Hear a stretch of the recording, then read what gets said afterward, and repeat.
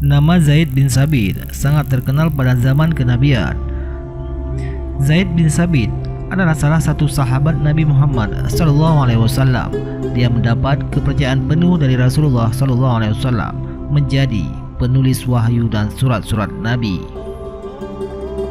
Sebelum mendapat tugas menulis wahyu dan menghimpun Al-Quran, Zaid bin Sabit merupakan seorang sahabat Ansar dari Madinah. Pertemuan pertamanya dengan Rasulullah SAW terjadi saat usia Zaid masih 11 tahun. Ketika itu Rasulullah datang berhijrah ke Madinah. Zaid dan keluarganya masuk Islam.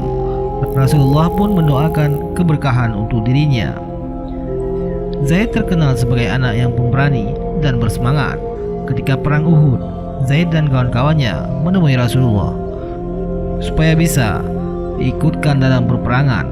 Namun Rasul menolak karena umur mereka masih terlalu kecil. Saat itu Rasul menjanjikan kepada Zaid dan teman-temannya bahwa mereka akan diajak pada perang yang akan datang. Zaid kecil tumbuh sebagai muslim yang cerdas. Zaid mampu menghafal Al-Quran, menulis wahyu untuk Rasulullah, serta menguasai ilmu hikmah. Zaid bin Sabit di Madinah adalah orang yang terdepan di bidang kehakiman, fatwa, qiraah, dan faraid. Kata salah seorang sahabat Nabi, Kabisyah, dikutip dalam buku biografi 60 sahabat Rasulullah SAW, karya Khalid Muhammad Khalid. Suatu hari Rasulullah mendapat tugas untuk menyampaikan dakwah ke dunia luar dan mengirim surat kepada para kaisar dan raja di seluruh penjuru dunia.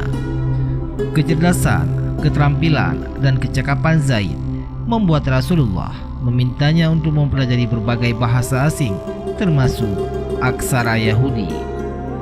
Tugas dari baginda Rasul untuk belajar bahasa dan aksara tersebut disanggupi Zaid hingga dia fasih secara lisan maupun tulisan dalam waktu singkat. Sejak saat itulah Zaid berperan sebagai penerjemah dan menulis balas surat-surat ketika Nabi hendak mengirim surat atau menerima surat dari para kaisar. Zaid pun kerap disebut sebagai tangan kanan Rasulullah SAW. Kepintaran Zaid juga membuatnya dipercaya mengemban salah satu tugas paling mulia dalam sejarah Islam, yaitu menghimpun Al-Quran. Zaid mulai melaksanakan tugas itu secara perlahan dan berhati-hati. Dia menghafal satu persatu wahyu yang turun kepada Rasulullah SAW selama kurun lebih 21 tahun. Pasca Rasulullah SAW wafat, Umar bin Khattab meminta Khalifah Abu Bakar menghimpun Al-Quran secepat mungkin. Abu Bakar pun beristikharah. Kemudian dia memanggil Zaid untuk segera menghimpun Al-Quran. Demi Allah, andai mereka menugaskanku memindahkan gunung dari tempatnya, niscaya itu lebih mudah dibanding menghimpun Al-Quran, kata Zaid saat itu. Zaid tetap melakukan tugas itu dengan baik hingga Al-Quran berhasil dihimpun menjadi sebuah kitab yang dibaca hingga saat ini.